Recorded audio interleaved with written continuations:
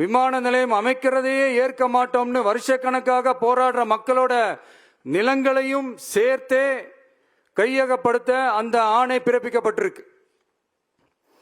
விவசாயிகளோட கண்ணீரை துடைக்க வேண்டிய தமிழ்நாடு அரசு அவங்களோட கண்ணில் குத்துறதாகவே இருக்கு இந்த ஜிஓ. இதெல்லாம் உங்களுக்கு தெரிஞ்சுதான் நடக்குதா, உங்க ஒப்புதலோடு தான் நடக்குதா தெரியல, பதிலும் தெரியல.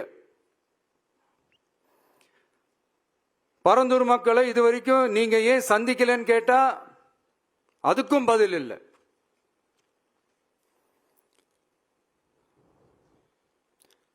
நான் இந்த பரந்தூர் போராட்டக்காரங்க அந்த மக்களை ரீசெண்டா நான் சந்திச்சேன்.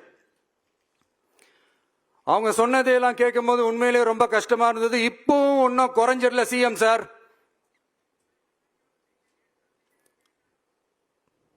சாதி மதம் கடந்து தங்களோட குடியிருப்புகளை, விவசாய பூமியை, வாழ்வாதாரத்தை, நீர்நிலைகளை காப்பாத்த ஒன்னா நின்று போராடிட்டு இருக்கிற பரந்தூர் பகுதி விவசாய பெருங்குடி மக்களை தயவு செஞ்சு நீங்க நேர்ல சந்திச்சு பேசுங்க.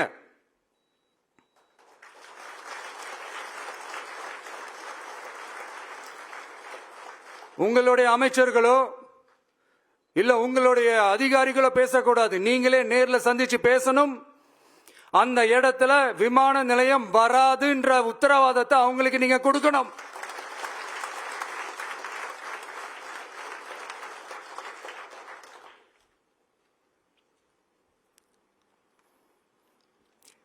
இதையெல்லாம் நீங்க செய்யாம எல்லாத்தையும் கடந்து போகணும்னு நீங்க நினைச்சீங்கன்னா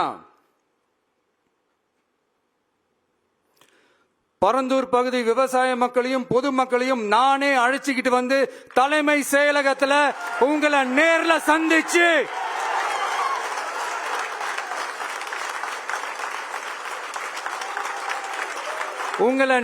சந்திச்சு முறையிடுற நிலைமை உண்டாகும். அப்படி ஒரு சூழலை நீங்க உருவாக்க மாட்டீங்கன்னு நான் நம்புறேன். அதையும் மீறி அப்படி ஒரு சூழல் வந்துச்சுன்னா நான் ஃபேஸ் பண்ண தயாரா இருக்கேன்.